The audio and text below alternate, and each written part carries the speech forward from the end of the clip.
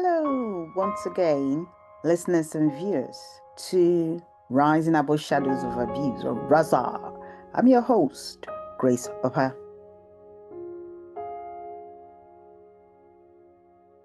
From the Guardian News, dated 16th of May 2025, by Bero. Power isn't equal in an unhealthy relationship, but it's no surprise Sean Diddy Combs' team is deploying the tactic.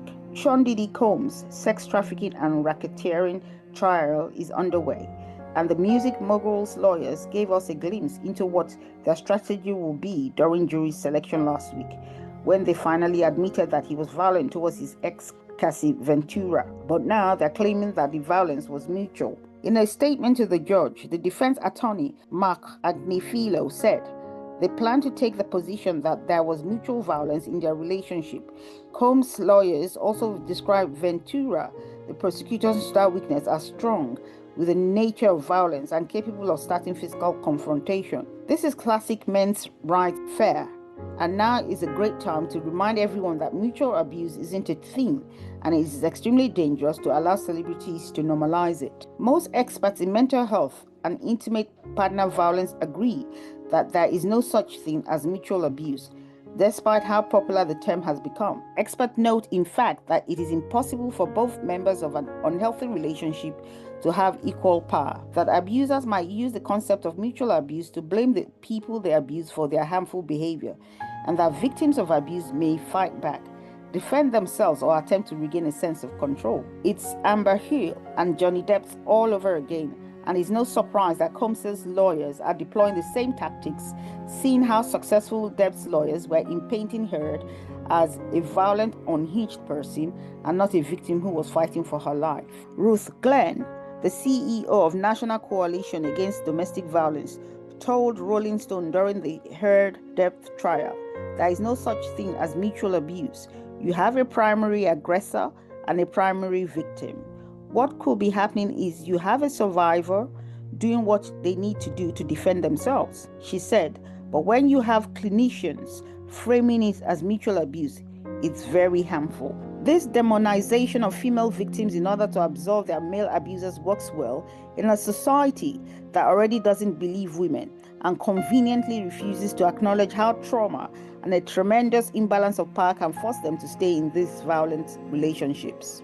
Aside from this unconscionable defense, I've also been trying to figure out what to do with all the horrific testimony we're hearing, the inevitable spectacle that this has become, and the bravery of Combs' alleged victims who are testifying. We heard that Combs had Ventura urinated on, forced her to have sex for days with no sleep, including while on her period, forced her to have sex with escorts while he watched and recorded, made her carry his guns and beat her at the slightest provocation. I'm not exaggerating when I say the stuff coming out of this trial is some of the most gruesome and horrifying I've ever heard. But Ventura's bravery in speaking up, in relieving this alleged trauma, not just for herself but on behalf of possible victims whose stories may never see the light of day, means that we have a moral obligation to not look away. As a society that made Combs the mogul that he is and enabled him to amass the resources that have now in effect formed a shield around him, it is our job to bear witness in this moment. Victims of abuse, especially of alleged abusers this powerful, rarely see full justice through the courts. Bill Cosby walks free today.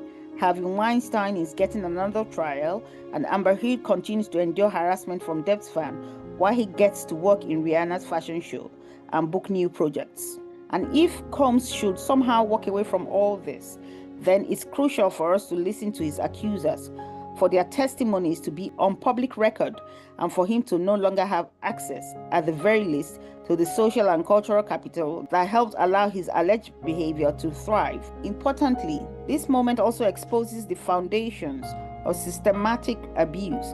This level of abuse requires a network of enablers, silent witnesses, willful collaborators, paid professionals, and disempowered victims in order to be possible. And as more details emerge in this trial, confronting these stories head on means confronting the culture that allowed for them to begin with. The game is rigged against women and always has been. We tell women to report crimes and then either don't believe them or say they were violent too when they do. And when they don't report, we question why they stayed in a relationship and tell them that they wanted the abuse. It's a shame that society is so bad at protecting women, but knowing what exactly abuse can look like in all of its twisted, barbaric shapes and being able to accurately name it is essential to our survival, and more important now than ever. What do you think, listeners and viewers? Please leave your comments as relates to this newsreel via our email address risingaboveshadowsofabuse@gmail.com. On this note, we've come to the end of today's episode on Rising Above Shadows of Abuse. Rasa. Hope to see you on our next episode. Take care, be safe, and be positive. Bye for now.